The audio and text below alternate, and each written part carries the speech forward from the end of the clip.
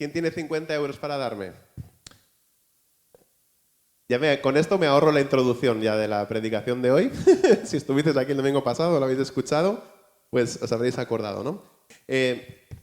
Como hemos dicho, en el día de hoy hemos hecho, ¿no?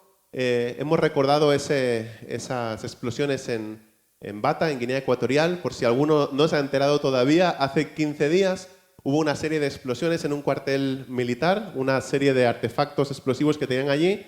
Se descontroló algo, dicen, en los campos de alrededor, hizo que hubieran 3 explosiones muy fuertes. A la 1 del mediodía, el 7 de marzo, 1 del mediodía, allí en Guinea Ecuatorial, y en ese barrio que se llama Onkandoma. Como digo, sucedió en la ciudad de Bata, la más poblada de Guinea Ecuatorial. 3 explosiones a la 1:30, una explosión 1 hora más tarde. Nosotros hemos tenido el privilegio de ofrendar en esta mañana para ellos y también de recibir noticias directamente de nuestro misionero de las asambleas de hermanos allí, justamente en Guinea Ecuatorial, aunque él está en la ciudad de Malabo, pero se desplazó a donde ocurrió este accidente para estar ayudando a la gente, socorriendo, tomando fotos para ver qué es lo que había sucedido, y nos mandó fotos muy crudas que, como podéis entender, no vamos a proyectar ni hemos enviado a otros, pero en esas fotos había muchos niños muertos bajo los escombros, se veían los piececitos, se veían las manos, se veían personas completamente sepultadas, techos destruidos, todo un completo desastre. Y sucesos como estos creo que nos hacen preguntarnos algunas cosas. Nos preguntamos cosas como, ¿por qué ha sucedido esto? ¿Por qué suceden estas cosas? ¿Por qué ha pasado esto? ¿La vida es así y ya está? ¿O qué es lo que pasa, ¿no? ¿Qué pasa? Perdón. ¿Qué pasa con aquellos que han muerto de repente por culpa de esa explosión, ¿no? Algunas personas ante estas tragedias y la muerte de niños, sobre todo tan pequeños, dicen cosas como, bueno, ahora seguro esos niños nos están viendo desde arriba. O a lo mejor esos niños ahora se han convertido en ángeles y esos niños nos cuidan convertidos en ángeles. ¿Es verdad eso? ¿Nos convertimos en ángeles cuando morimos? Acompañadme por favor a Marcos capítulo 12, donde vamos a ver a Jesús respondiendo a preguntas muy similares a estas que acabo de hacer. Y mientras lo buscáis, Marcos capítulo 12, del 18 en adelante, me gustaría establecer de nuevo el contexto. Estamos en la última semana de vida terrenal de Jesús y ha estado involucrado en una serie de enfrentamientos religiosos y políticos con aquellas personas que intentan eliminar a Jesús del mapa, que quieren sacarlo de la escena. Pero después de que estos grupos han sido puestos en su lugar por Jesús, aparece por ahí otro grupo que piensa que puede dar lo mejor de sí. Como la estrategia política no ha funcionado, como la estrategia con los herodianos no ha funcionado, con los fariseos, que os recuerdo que eran los reguladores de la ley moral, ellos aprobaban lo que estaba bien y lo que no estaba bien. Ahora resulta que aparece en escena otro grupo. Los saduceos intentan un ataque espiritual. Los saduceos son los listillos espirituales. Los saduceos son la élite educativa de ese país. Y sin duda, ellos pensaron que podrían callar a Jesús y acabar con esa popularidad que él había ganado a lo largo ya de 3 años de ministerio entre la gente. Los saduceos eran personas altamente educadas, extremadamente influyentes, muy ricos, y se les conocía por ser expertos en la interpretación de las Escrituras. Cuando los fariseos no llegaban a un buen puerto, acudían a los saduceos porque ellos eran los máximos intérpretes de las Escrituras. Ocupaban puestos muy poderosos, como por ejemplo el jefe de los sacerdotes o el puesto de sumo sacerdote. Ahora que se acerca la Semana Santa, seguro veremos alguna película de Jesús por ahí y aparecerá un personaje que se llama Caifás. Caifás, ese sumo sacerdote que está en la época de Jesús, pertenece a esa secta de los saduceos. Podríamos decir que los saduceos eran personas materialistas, ricos materialistas, que vivían como si esta vida fuera todo lo que hay. Ellos creían que no había nada más. Aquí terminaba todo, así que vamos a petárnoslo todo, conseguimos todo lo que podamos para disfrutarlo aquí porque total ya no hay nada más, ¿no? La gente se quedaba muy impresionada con ellos. Al igual que nos sucede a nosotros con los ricos influencers en el día de hoy. como no temen al juicio, pues viven de la forma que ellos quieren, viven como les place. Y hay dos cosas que me han llamado mucho la atención al investigar esta semana sobre esta secta de los saduceos. La primera de ellas es que ellos solo creían en los primeros 5 libros de las Escrituras, en los primeros 5 libros de la Biblia. En aquel entonces solo tenían el Antiguo Testamento y solo creían en el Pentateuco, Génesis, Éxodo, Levítico, Número y Deuteronomio. Esto era lo que ellos aprobaban. Eran selectivos, muy selectivos en cuanto a qué escrituras tenían autoridad y cuáles no. Pero esto también sigue siendo algo común hoy en día, ¿no? Hay muchas personas que les gusta tomar las escrituras y decir, mira, esta parte ya no hagamos caso, o esto ya no tiene autoridad, esto ya no sirve para nosotros.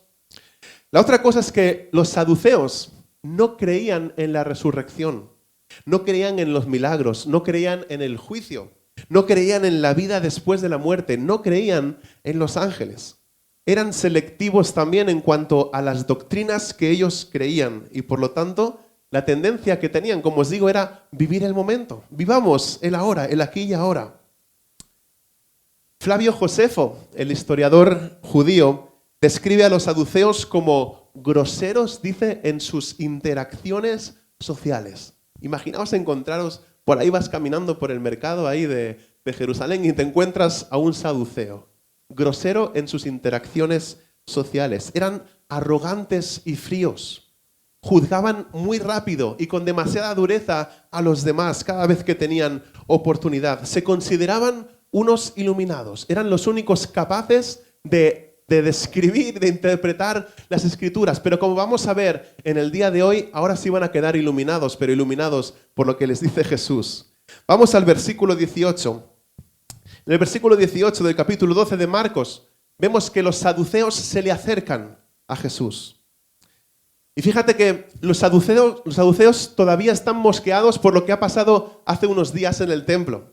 Si recordáis, hace unos días Jesús ha tumbado todas las mesas, ha tirado todo lo que había por allí, ha dicho, habéis convertido la casa de mi padre en una cueva de ladrones y esto tiene que ser casa de oración, y ha expulsado a toda la gente, a los cambistas, a los que vendían, a los que estafaban a la gente en el templo, los ha expulsado. ¿Y sabes por qué están mosqueados los saduceos? Porque ellos eran los dueños de ese negocio de ventas en el templo. Así que tienen varios motivos para ir detrás de Jesús a ver cómo pueden y en qué momento dejarlo ellos en evidencia, ¿no? Y como se creen tan guays, piensan que ha llegado ya el momento de ir a Jesús y dejarle sin respuesta. Y me llama la atención también que empiezan como los grupos anteriores, con mucho respeto. Se acercan a Jesús diciéndole, maestro, maestro. ¿Sabes? En aquella época a los fariseos les encantaban que les llamaran maestros, les encantaban que les llamaran rabís, a los saduceos lo mismo. Incluso he leído que les gustaba que les dijeran Padre, Padre. Ahora tal vez comprendemos aquellas palabras de Jesús, no llaméis Padre a nadie en esa tierra. Padre, les gustaba que le dijeran Rabí, maestro. Ellos se acercan con esa misma actitud. Ya van mal, el enfoque ya va mal, porque ya están poniendo a Jesús a su mismo nivel y diciendo, a este le gusta también que lo adulen. Le vamos a decir lo mismo que nos gusta a nosotros. Maestro, maestro. Y ¡pam! Entran de lleno con la primera pregunta. Sin dejar más tiempo, van y le dicen, versículo 19, Moisés nos dejó escrito, si el hermano de alguno muere y deja mujer y no deja hijo, que su hermano tome la mujer y levante descendencia a su hermano. Están haciendo referencia a Deuteronomio 25:5, esa parte de las Escrituras que ellos sí creen.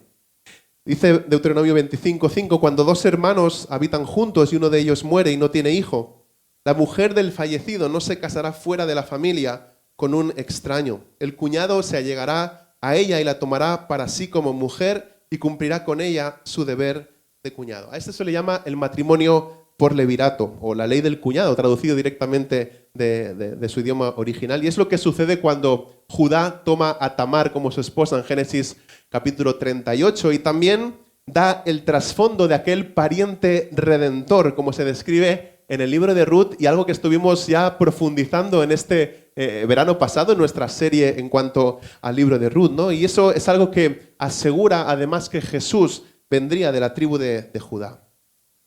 Ahora vienen los saduceos y se ponen a describir situaciones muy hipotéticas, incluso una situación ridícula, pensando que tienen una pregunta que Jesús no puede responder y que Jesús entonces va a quedar como un tonto, incluso si intenta responder a esta pregunta, ¿no? Algo que era doblemente absurdo, porque como hemos dicho, los saduceos ni siquiera creían en la resurrección, pero se acercan a Jesús con esa pregunta. Eran unos cracks. Llevaban esa pregunta como un acertijo ahí, como un as bajo la manga. Y lo cierto es que es algo que ellos solían utilizar. Y habían utilizado ya este mismo juego de palabras con otras personas. Y claro, otros no supieron qué responder. Aunque los fariseos, que eran los legalistas y que tenían respuesta bíblica para todo, habían dicho que no, que estaba claro que en la resurrección el primer esposo es con el que iba a estar esa mujer, ¿no? Pero fíjate, dice lo siguiente. Versículos de 20 al 22. Así es como le plantean la situación a Jesús. Hubo 7 hermanos, y el primero tomó esposa, y murió sin dejar descendencia. Y el segundo la tomó, y murió sin dejar descendencia. Y asimismo el tercero, y así los 7 sin dejar descendencia. Y por último murió también la mujer. La pregunta que tal vez deberíamos hacernos es, ¿qué le echa esta mujer a la comida? ¿Qué le estaba echando? ¿Qué es lo que ha pasado aquí, no? Después de que se mueren todos los hermanos, viene y se muere también la mujer. Y en el versículo 23 nos viene la pregunta que ellos plantean. En la resurrección, cuando resuciten, ¿de cuál de ellos será mujer? Pues los 7 la tuvieron por mujer.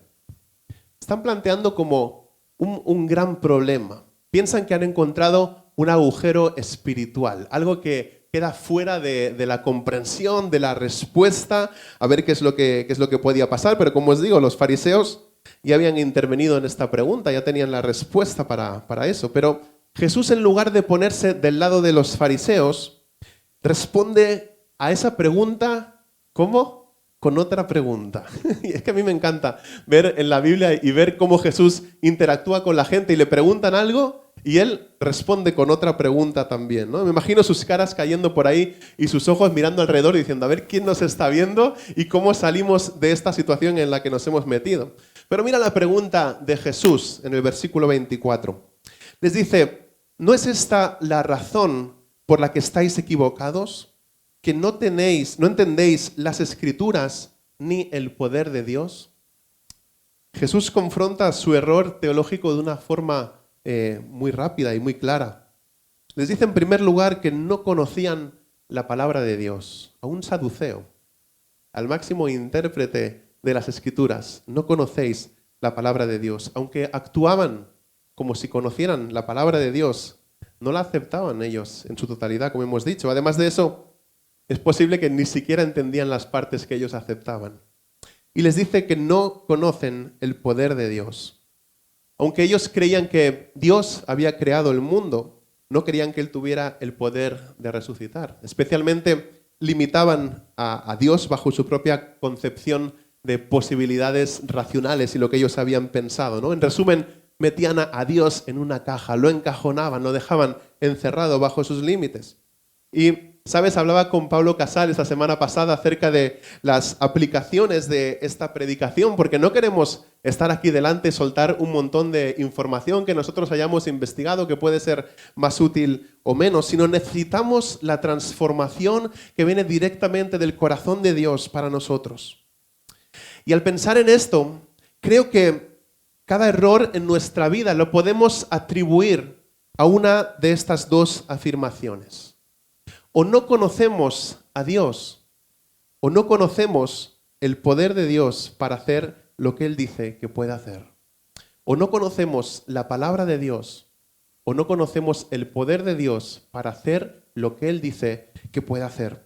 Y fíjate que ahora viene Jesús y enseña algo súper interesante. Que la vida, una vez resucitados, es mucho mejor y muy diferente a esta vida que tenemos ahora. Dice el versículo 25, porque cuando resuciten de entre los muertos, ni se casarán, ni serán dados en matrimonio, sino que serán como los ángeles en los cielos. Con esta declaración única ya les ha desmontado el chiringuito y todo lo que ellos habían pensado, ¿no? Todo lo que ellos tenían pensado se viene abajo. Jesús dice, porque cuando resuciten.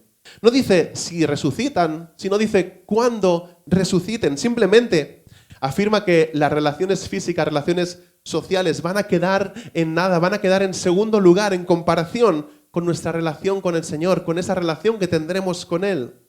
Y en este versículo Jesús establece dos verdades tremendas. Una, que el matrimonio es una institución terrenal.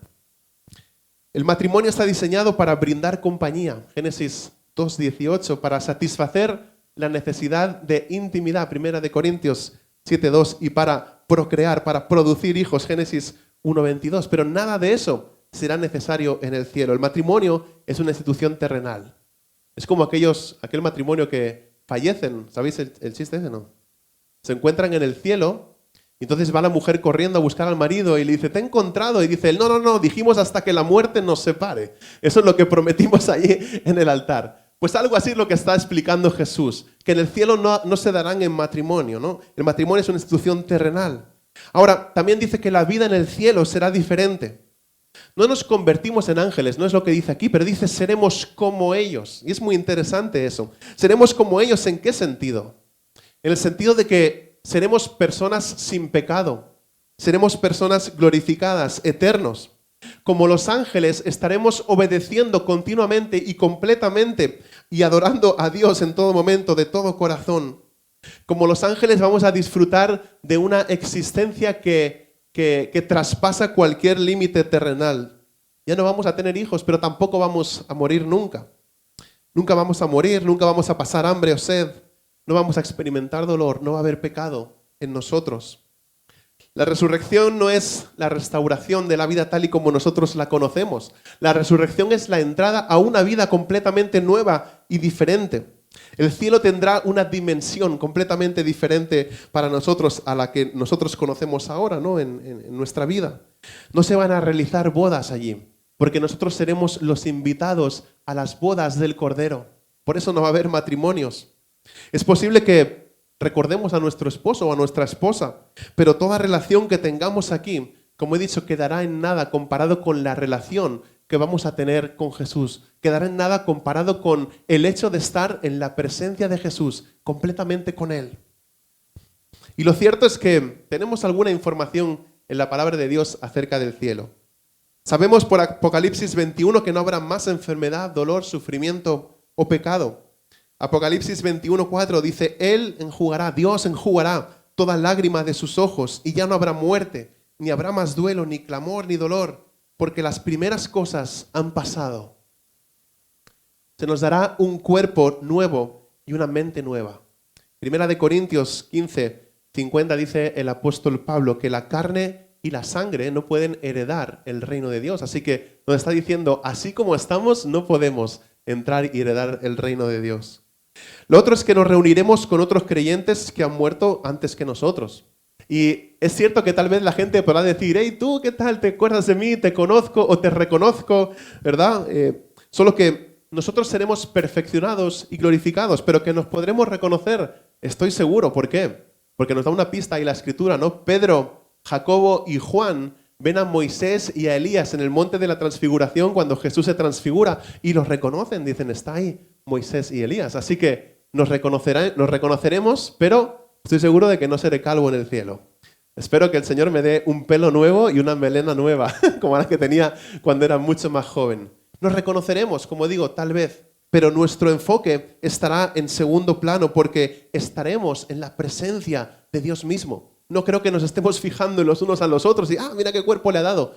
No, estaremos en la misma presencia de Dios. Y sabes, creo que Jesús podría dejar ahí la respuesta y no pasaría nada, pero Él sigue hablando y dice algo más. Los saduceos son golpeados con sus propias palabras. Ayer leía en Twitter una frase que me hizo mucha gracia y decía, tropezamos más con la lengua que con los pies. ¿Os parece verdad eso? Tropezamos más con la lengua que con los pies. Cuanto más hablas, más la pifias. ¿Verdad? El otro día, en la reunión del consejo, saliendo de aquí de la iglesia, le dijo al Pablo, tío, hay cosas que pensaba que ibas a hablar más, ¿no? A decirme más cosas a mí, ¿no? De lo que yo estaba comentando. Y dice, el necio aun cuando calla es tomado por sabio. Él también conoce ese dicho, ¿no? Cuanto más hablas, más tropiezas. La lengua nos hace tropezar. Y es lo que le pasa a estos saduceos. Viene Jesús y les hace otra pregunta en el versículo 26, y de nuevo citando un texto de la Escritura que ellos reconocen y al que ellos le dan autoridad también, ¿no? Con el que ellos están de acuerdo. Les contesta con Éxodo 3, del 3 al 6. Les dice, y en cuanto a que los muertos resucitan, ¿no habéis leído en el libro de Moisés, en el pasaje sobre la zarza ardiendo? Les hace referencia a eso, y estoy seguro de que Jesús espera una respuesta afirmativa a esa pregunta, porque era una historia bien conocida, era un hecho bien conocido, el encuentro de Moisés con aquella zarza ardiendo, ¿no? Y fíjate que lo que está haciendo Jesús ahora es establecer un principio maravilloso, un principio que nosotros podemos tomar a la hora de compartir el Evangelio con los demás, y es utilizar aquellos textos, aquellas escrituras que los otros creen que los demás confían.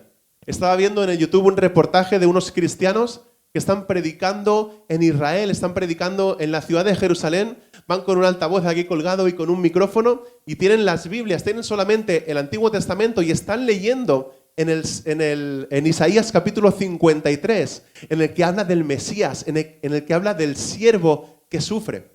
Y les pegan patadas, les tiran piedras. Es un vídeo muy digno de ver porque se comportan perfectamente nuestros hermanos cuando están predicando el Evangelio y les dicen, ¿por qué nos pegáis patadas?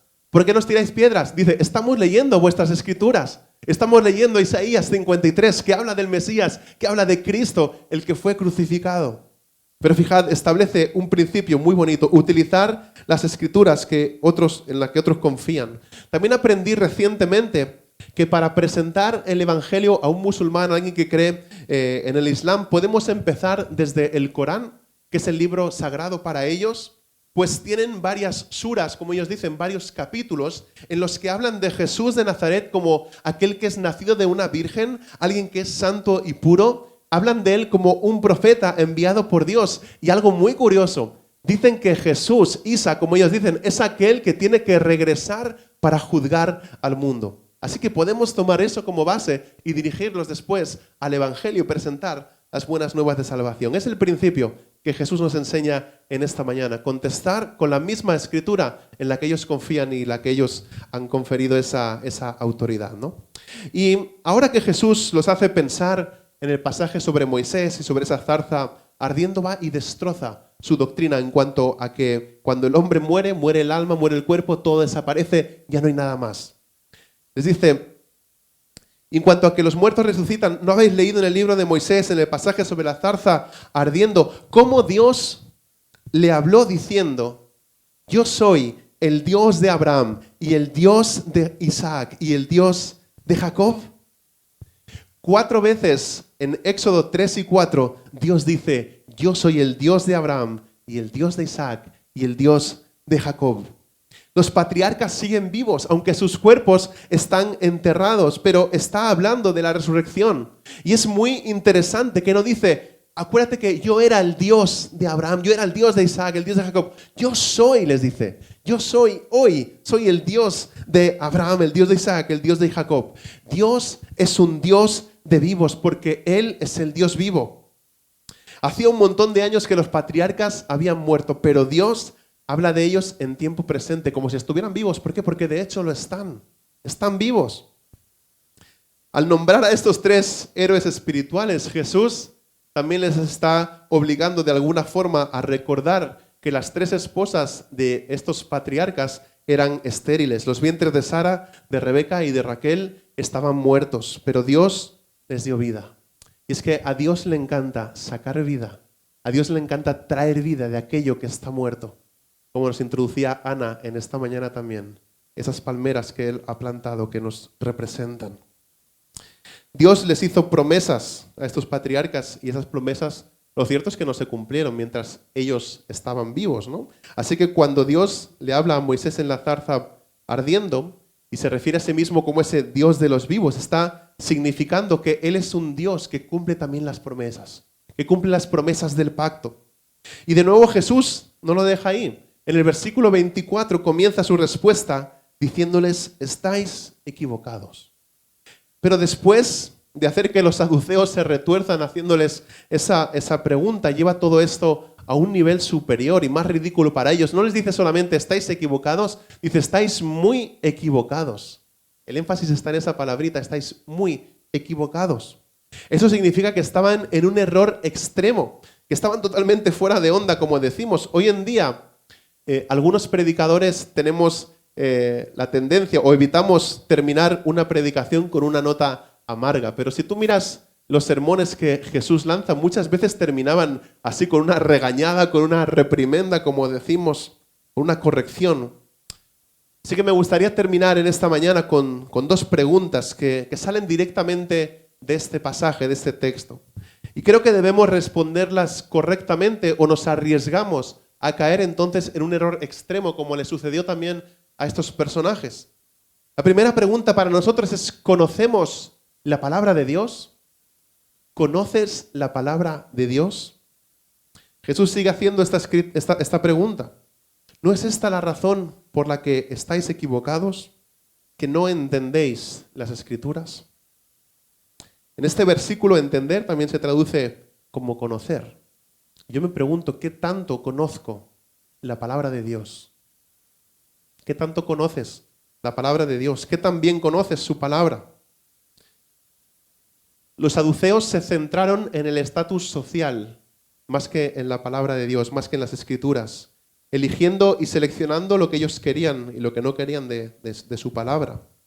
Probablemente habían memorizado la Torá, porque era uno de los requisitos. La Torá era toda la ley.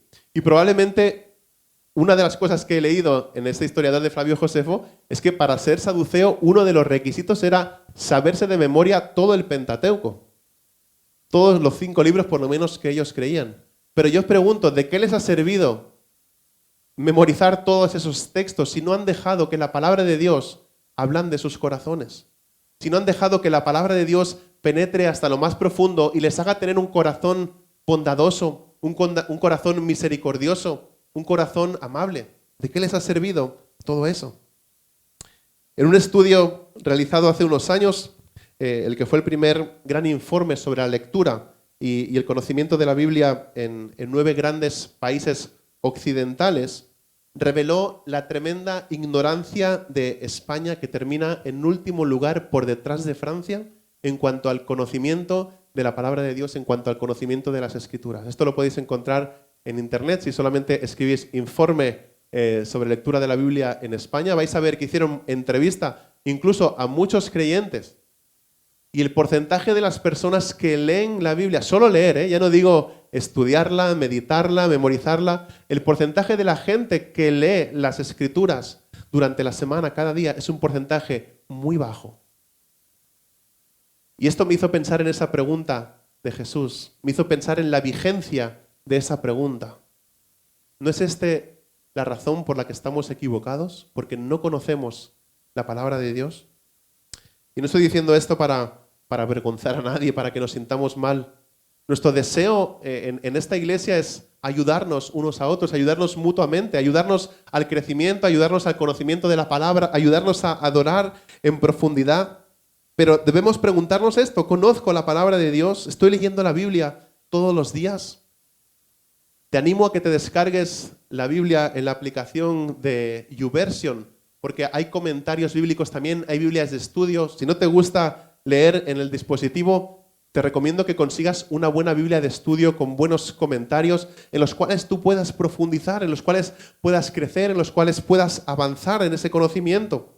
Te animo a que te unas al estudio bíblico que tenemos aquí los martes por la tarde. Es que siempre trabajo. No pasa nada, lo grabamos también. Y si no, buscamos una fórmula en la que podamos hacer el estudio también por la mañana, si es que siempre trabajas de tarde. No sé, haremos lo que haga falta para que puedas crecer en el conocimiento de la palabra de Dios, pero tú tienes que poner también de tu parte. Tienes que tener el deseo de aprender, tienes que tener el anhelo de, como esas palmeras, de ir a encontrar lo húmedo, de ir a encontrar la fuente del agua viva, que es Jesucristo, que es su palabra.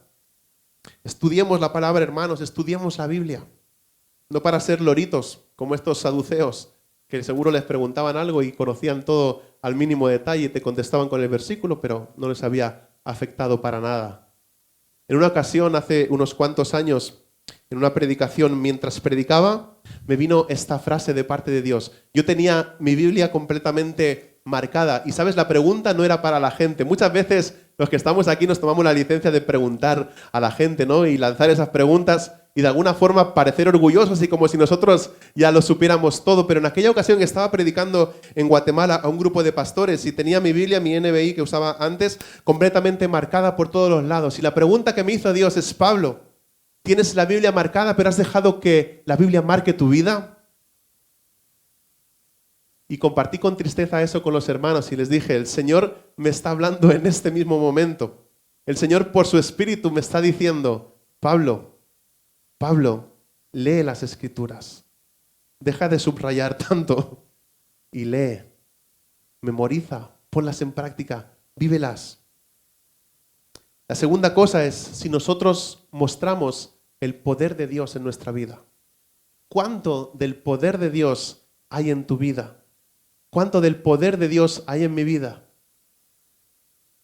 Jesús quiere saber eso. ¿No es esta la razón por la que estáis equivocados? ¿Que no entendéis las Escrituras ni el poder de Dios? La información que hemos recopilado hasta ahora, a lo largo de nuestra vida y de nuestra historia, ¿ha transformado nuestro ser en una mejor persona? ¿Somos mejores ahora que antes? ¿Hemos sido transformados? Conocemos los pasajes, pero conocemos el poder también.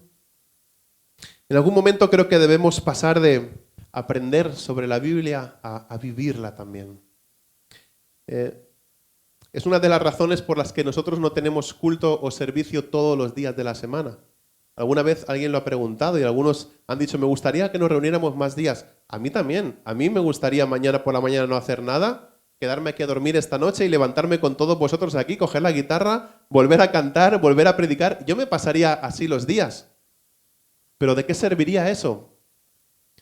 Debemos conocer la palabra, pero tenemos que tener tiempo también para aplicarla. Cuando vayas a tu trabajo mañana, que lo que hayamos leído en el día de hoy, que lo que hayamos aprendido, nos sirva para compartir el Evangelio con alguien, para no perder oportunidades de presentar las buenas nuevas de Jesucristo. Segunda de Timoteo 3:5 describe a un grupo de personas que conocen la Biblia, pero que no muestran ni el poder de las Escrituras, ni muestran aquello que han aprendido. Dice: teniendo apariencia de piedad, pero habiendo negado su poder. Y hay una orden, hay un mandamiento: a los tales evita. La Biblia tiene mucho que decir sobre el poder de Dios. Filipenses 3:10 nos habla de un anhelo y conocerle a Él. Conocer el poder de su resurrección. Qué pasaje más tremendo. El poder de la resurrección llega solamente a aquellos que conocen personalmente a Jesucristo a través del nuevo nacimiento. La palabra conocer en la Biblia tiene más que ver con la experiencia que con el intelecto.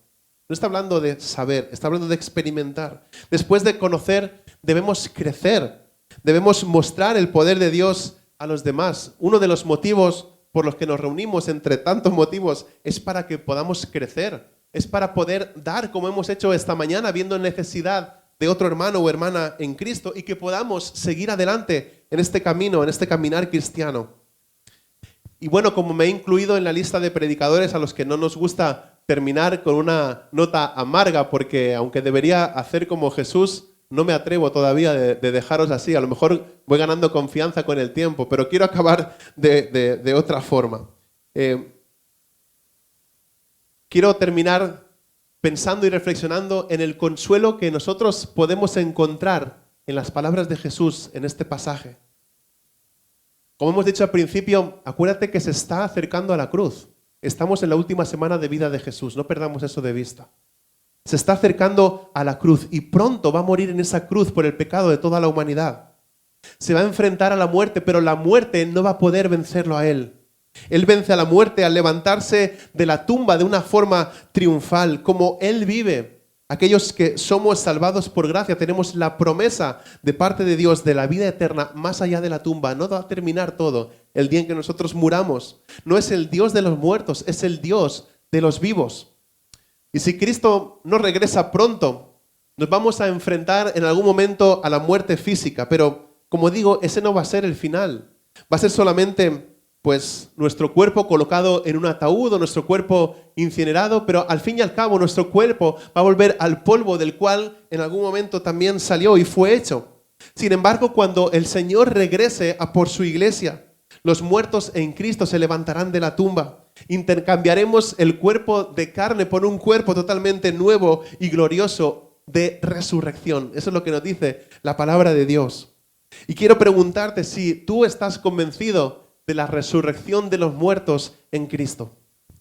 Porque eso es lo que no creían los saduceos. No creían en la vida después de la muerte, no creían en la resurrección, no creían en los milagros, no creían en los ángeles. Yo te pregunto, ¿tú crees en la resurrección que hay en Cristo Jesús después de que hayamos muerto?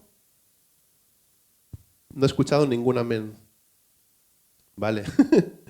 Hemos hecho los preparativos para encontrarnos con el Señor cuando nuestra vida aquí termine.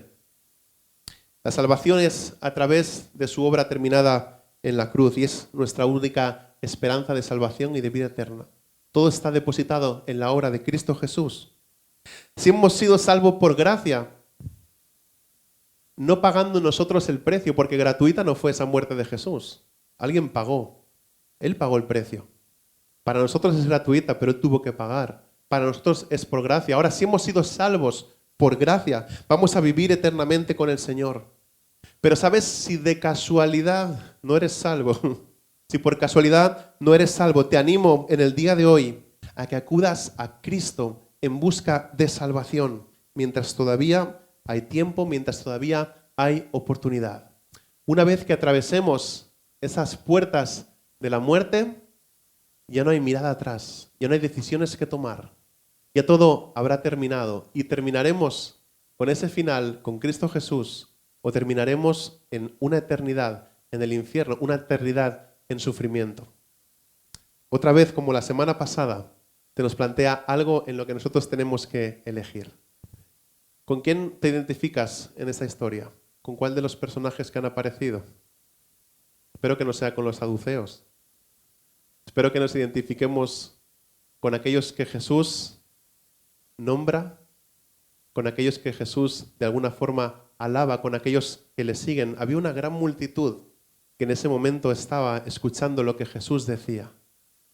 Y si podemos leer el texto un poquito más adelante, los saduceos se marcharon, también como hicieron los otros, pero había todavía una multitud que seguía a los pies de Jesús, que seguía escuchando sus enseñanzas, que seguía confiando en Él, que seguía poniendo expectativa, atención a sus palabras, a sus promesas, a lo que Él decía que iba a suceder después de la muerte. Yo me identifico con ese grupo más, aunque seguro hay un poco de saduceo en mí, aunque seguro a veces hay un poco de fariseo, de herodiano no, pero fariseo y saduceo es posible que a veces haya algo en mí, ¿no? Es posible que a veces piense que yo soy el único aquí en esta sala que tengo la autoridad máxima sobre las Escrituras y que puede que los demás no las sepan interpretar tan bien como yo.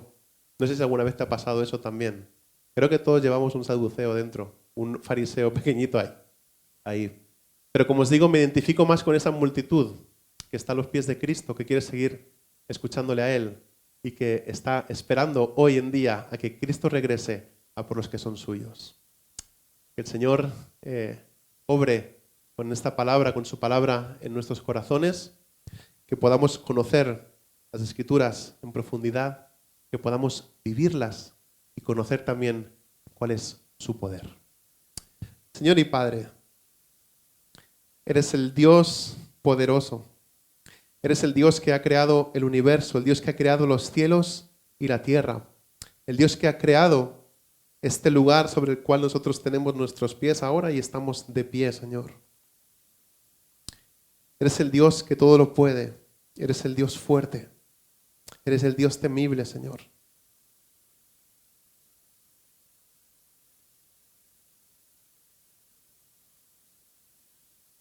Señor, debemos pedirte perdón por no conocer tu palabra, por no conocer tu palabra en profundidad, por desmerecer en ocasiones tu poder. Señor, pon en nosotros ese mismo anhelo que tenía Pablo y que expresa el apóstol Pablo a los filipenses. Quiero conocer de su poder, quiero conocer de la resurrección, quiero más de Cristo. Señor, ayúdanos a entender las Escrituras, a comprenderlas y a comprender tu vasto y ancho poder, Señor. Pues no hay nadie más poderoso en todo el universo que nuestro Dios, que el Dios poderoso, que el Dios creador. Y Señor, sabemos que no eres el Dios que lo ha creado todo y ha abandonado a su creación, que nos ha dejado ahí a nuestro aire a ver cómo se espabilan, a ver qué es lo que hacen. Eres un Dios que nos ama. Eres un Dios que ante todo es amor y ha derramado su amor por nosotros en Jesús, en la cruz del Calvario. Señor, te damos gracias porque como cantamos, los perdidos hallamos salvación en Cristo Jesús, Señor nuestro. Señor, también te doy gracias por la oportunidad que tú sigues dando. Eres el Dios no de segundas y terceras, de cuartas, de quintas, de sextas oportunidades. Mientras hay tiempo, te sigues dejando encontrar. Mientras hay tiempo, tenemos la oportunidad de volvernos a ti, de arrepentirnos de nuestro camino, de decir, a partir de ahora quiero vivir como tú quieres que yo viva, quiero vivir para Cristo. Señor, gracias por tu cuidado, gracias por tu amor, gracias por tu misericordia, Señor, porque no hemos sido consumidos. Señor, gracias por la salvación que tenemos en Cristo Jesús. En tu nombre te damos gracias. Amén y amén.